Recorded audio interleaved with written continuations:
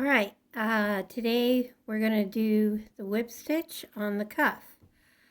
I cut the piece out just along the line that we had drawn, which is right here.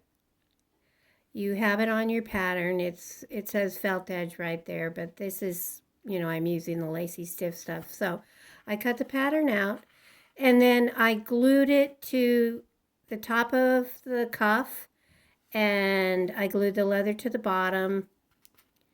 I use this contact cement,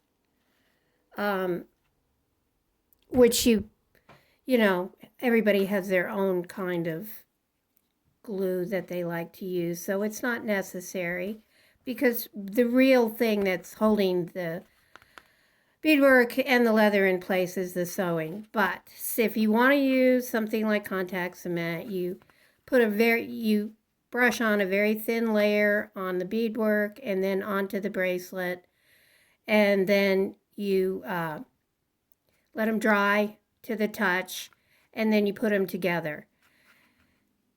You definitely should make sure that you have the bracelet in the right place by making some little marks, so you know exactly where to lay it once the glue is ready, because you want to not get it stuck on there in the wrong place. And you do the same with the leather. I cut the leather oversize because then you can, once it's on there, you can trim the leather to the height of the lacy stiff stuff. So, it's better to have a larger piece that you then trim rather than a piece that's too small and you can't make that work. Okay, on to the whip stitch. So, I always use the size 13 for the whip stitch when I'm doing the jewelry, because it's important to keep the feel of exquisiteness, and the size 13 are a little better at that. I have hit on 9 beads for this whip stitch, and I go down from the top, so you're starting down from the piece of beadwork, and the knot is right underneath those beads there, and here's the tail, which I'm going to hide underneath the beads. So you're going to make your pattern of the whip stitch by changing the beads. It'll always be 9 beads, but you'll change the colors. So now I had 9 silver and 1 black, and now it's going to be,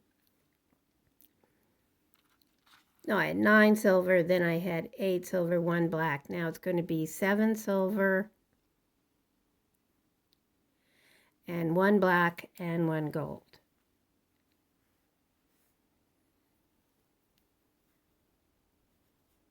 Right now, I'm battling the thread management because I have to use a long piece of thread, so I don't have to tie off too many times. So, you see, here you go.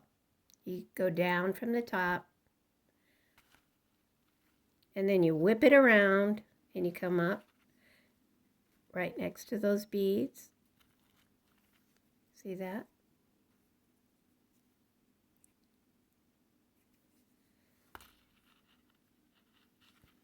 And you can use the pliers, because now you're going through leather.